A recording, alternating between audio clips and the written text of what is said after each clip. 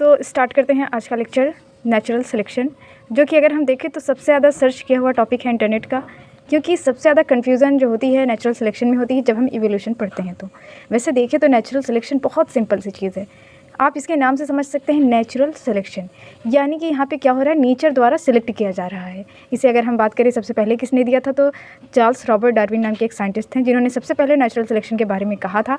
उन्होंने अपनी एक बुक पब्लिश की थी, ओरिजिन ऑफ स्पीसीज़ 1859 में पब्लिश की थी। उसमें उन्होंने बताया था नेचुरल सिलेक्शन के बारे में।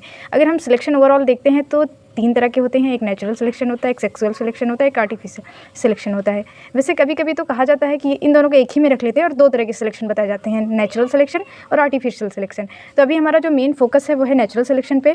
तो देखते हैं नेचुरल सिलेक्शन क्या है। अगर हम एक सिंपल वर्ड में बात करें कि नेचुरल सिलेक्शन क्या है, तो सिलेक्ट बाय नेचर, नेचर द्वारा सिलेक्ट की हुई चीज़। फॉर एग्जाम्पल जैसे कि हमने एक पेपर मॉथ का एग्जाम्पल लो, अगर हम तो पेपर मॉथ जो होता है वो एक इंडस्ट्रियल एरिया और non industrial area. Industrial area में क्या हुआ था कि जब इंडस्ट्रियल एरिया आया तो वहाँ पे धुआं ज़्यादा हुआ तो जो वाइट पेपर मॉथ थी उनका छुपना, या फिर ग्रे कलर की जो मॉथ थी, हमारा जो हमारी जो ज़बान है वो थोड़ा अटक जाती है, हम क्लियर नहीं बोल पाते, तो आप प्लीज़ थोड़ा कॉम्प्रोमाइज़ कर लीजिएगा। तो मॉथ मतलब वही जो छोटी छोटी सी तितली लाइक इंसेक्ट होते हैं, उनको हम कह रहे हैं। तो उन मॉथ को क्या हुआ था कि वो ईजिली नहीं दिखते थे, और जो वाइट कलर की मॉथ थी वो दिख जाती थी, क्योंकि इंडस्ट्रियल एरिया था तो बार्क जो है वो काली हो गई थी, पेड़ की बार्क काली हो गई, तो वाइट मॉथ दिख जाती थी और काली वाली मॉथ नहीं दिखती थी। तो नेचर ने सिलेक्ट किया, नेचर मतलब कि वो जो नेचर है, नेचर हमारा कैसा हो गया, ब्लैक हो गया, धुएं की वजह से जो हमारा पेड़ है वो काला हो गया, जिसकी वजह से काले कलर की जो मौत थी वो सर्वाइव कर गई, और जो वाइट कलर की मौत थी वो एक तरह से प्रेडेटर प्रे का सामना करना पड़ा, उनका शिकार हो गया, वो ख़त्म हो गई। अब हम नेचुरल सिलेक्शन देखते हैं, तो अगर इसकी परिभाषा आपको देखनी है तो यहाँ पे लिखी हुई है, आप पढ़ सकते हैं। परिभाषा वैसे देखा जाए तो उतनी मायने नहीं रखती जितना आपको समझना रखता है, क्योंकि अगर आप खुद समझ कर लिखेंगे ना तो हो सकता है आप खुद एक नई परिभाषा बना लें।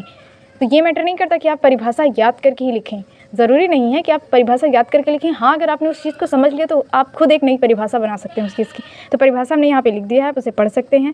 और बाकी जैसे कि बताया हमने ओवर टाइम दिस एडवांटेज, जैसे कि वही मौत वाला एग्जांपल ही देख लीजिए, उसमें अगर ये ब्लैक वाली मौत मतलब नेचर द्वारा सिलेक्ट होती गई, तो इन फ्यूचर क्या होगा, वाइट मौत एकदम से एक्सटिंक्ट हो जाएंगी और जो ब्लैक मौत है वो सर्वाइव कर जाएंगी।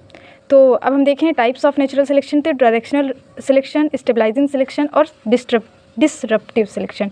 तो ये 3 सिलेक्शन है। इनसे तो देखा जाए तो गेट एग्ज़ाम में और आपका जो CUET PG होता है, CUET लाइफ साइंस या फिर जूलॉजी, इनमें इनसे बहुत सारे क्वेश्चन आए, जिसको भी हम फर्दर क्लास में डिस्कस करेंगे, जैसे कि अभी हम समझाएंगे आपको, बट नेक्स्ट क्लास में। तब तक के लिए हमारे चैनल से जुड़े रहिए। राधे राधे।